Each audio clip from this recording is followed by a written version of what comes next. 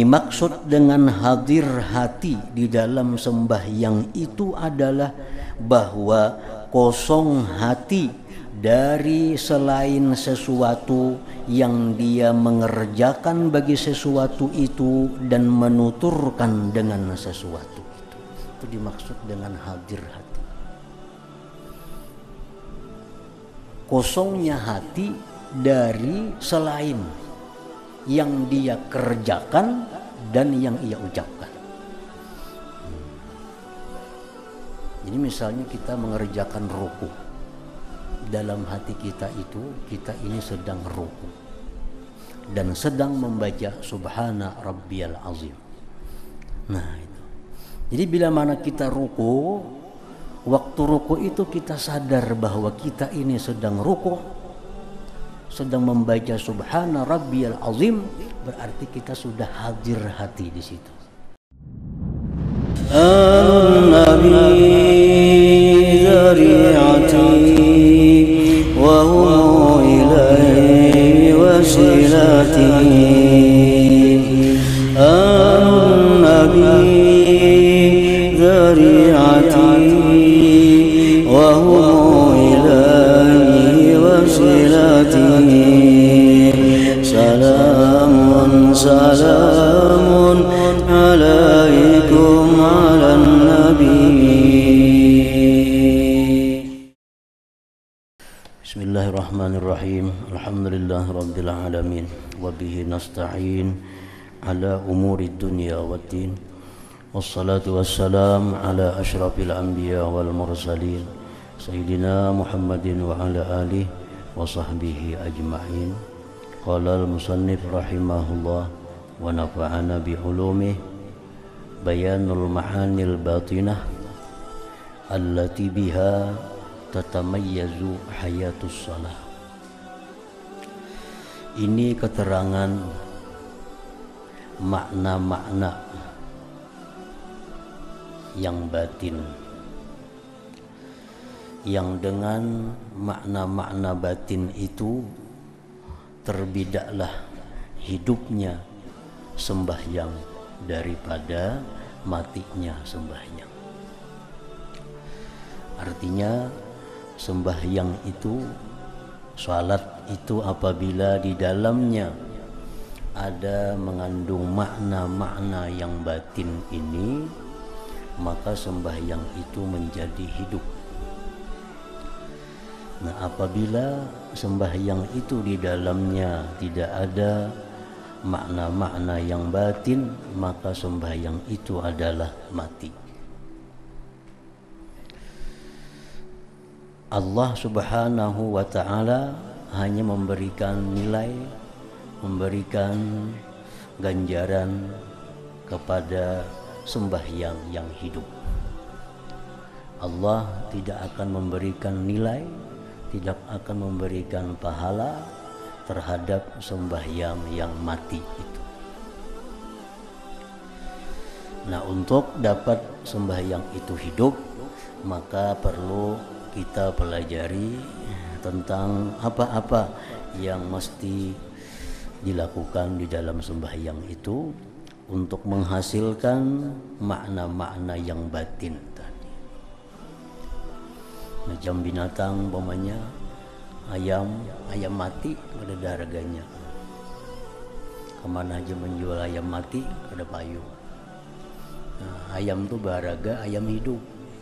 Nah, kalau disembelih, kalau dimakan. Nah, kalau sembahyang mati sama aja, Allah lebih lagi pada akan menghargai. Sembahyang yang punya harga, sembahyang yang bisa merubah karakter seseorang, ke sembahyang yang hidup. Orang yang dulunya kada penyabar, tetapi dengan sembahyang yang bagus dia menjadi orang yang penyabar. Orang yang dulunya serakah, dengan sembahyang yang hidup, maka dia akan menjadi orang yang qanaah. Jadi sembahyang yang hidup itulah yang bisa merubah watak, tabiat seseorang dari yang jahat kepada yang baik. Inna shalah tanha anil fahsya wal munkar. Sembahyang itu firman Allah mengatakan bahwa bisa mencegah seseorang dari perbuatan jahat. Artinya orang yang sembahyang itu pengaruh dari sembahyangnya terhadap dirinya bisa menghindarkannya dari perbuatan-perbuatan yang mungkar. Yajma'u tilkal ma'aniya ala kathratiha sittatu jumal. Yajma'u tilkal ma'aniya, menghimpunkan akan makna-makna yang batin tadi, atas banyaknya makna-makna yang batin itu oleh 6 jumlah. Nah, 6 jumlah ini sudah mencakup dari seluruh makna-makna batin yang ada di dalam sembahyang itu. Pertama, hudurul qalbi, hadir hati. Yang kedua, wattafahumu, mempaham. Yang ketiga, watta'zim, mengagungkan. Yang keempat, wal haibatu, takut. Warraja'u, yang kelima, mengharap. Yang keenam, wal haya, dan malu. Nah, jadi 6 hal ini mesti ada di dalam setiap gerak-gerik tutur kata sembahyang itu. Fal nazkur tafasilaha, kami akan menyebutkan, ujar pengarang ini, akan perinciannya. Apa-apa yang dimaksud dengan hadir hati, nah akan disebutkan secara rinci. Tsumma asbabaha, kemudian kami sebutkan sebab-sebabnya. Apa sebab hati bisa hadir? Apa sebab seseorang itu bisa paham? Apa sebab seseorang itu bisa takut? Tsummal ilaja biktisabiha, kemudian kami akan menyebutkan cara untuk mendapatkannya. Macam apa cara supaya bisa hadir hati itu? Macam apa cara supaya bisa paham? Akan dijelaskan. Ammat tafasilu, adapun perincian-perinciannya, fal awwalu, yang pertama, hudurul qalbi, hadir hati. Ini merupakan pokok dari yang 6 tadi. Hudurul qalbi, ini hadir hati. Yang 5 sesudahnya itu kada akan bisa ada kalau mudal hudurul qalbi ini kada ada. Ini mudal dulu, hudurul qalbi. Wa na'ni bihi ayyabruwal qalbu an ghairi ma huwa mulabisun lahu wa mutakallimun bih. Kami maksud dengan hadir hati di dalam sembahyang itu adalah bahwa kosong hati dari selain sesuatu yang dia mengerjakan bagi sesuatu itu dan menuturkan dengan sesuatu itu. Itu dimaksud dengan hadir hati. Kosongnya hati dari selain yang dia kerjakan dan yang ia ucapkan. Jadi misalnya kita mengerjakan ruku, dalam hati kita itu kita ini sedang ruku dan sedang membaca subhana rabbiyal azim. Nah, jadi bila mana kita ruku, waktu ruku itu kita sadar bahwa kita ini sedang ruku, sedang membaca subhana rabbiyal azim, berarti kita sudah hadir hati di situ. Nah, itu maksudnya hadir hati. Lain pada itu kadada dalam hati kita, kosong. Waktu kita berdiri, kita sadar kita sedang berdiri, dan kita sadar kita sedang mengucapkan alhamdulillahirabbil alamin, ar-rahmanir rahim. Sadar bujur kita sedang mengucapkan itu dalam hati. Nah, jadi mulut kita mengucapkan ar-rahmanir rahim, hati kita menyadari bahwa kita sedang mengucapkan itu. Lain pada itu, kosong hati kita. Nah itu ngarannya hudurul qalbi.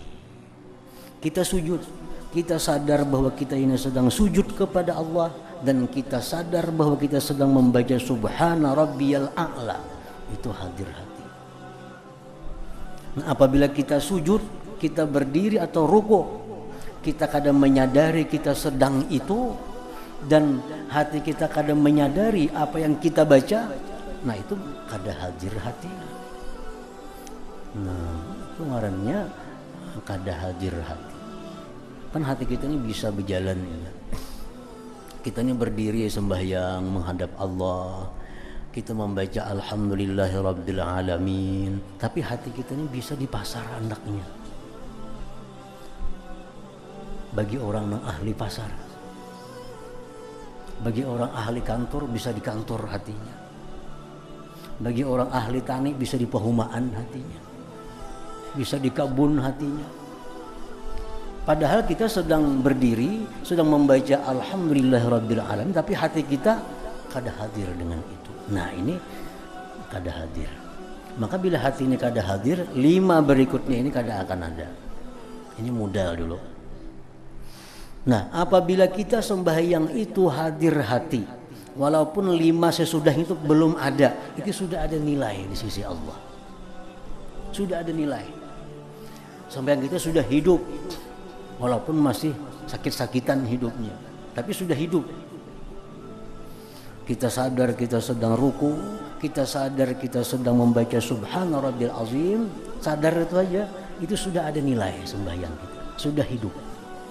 Walaupun kita kada paham apa artinya subhana rabbil azim, kada ngerti. Kita di situ kada ada merasa membesarkan Allah, kada ada. Kada ada merasa takut lawan Allah, kada ada. Cuma sekedar bahwa kita sedang ruku membaca subhana rabbil azim, itu sudah hadir hati, sudah ada nilai. Nah di sisi Allah subhanahu wa ta'ala.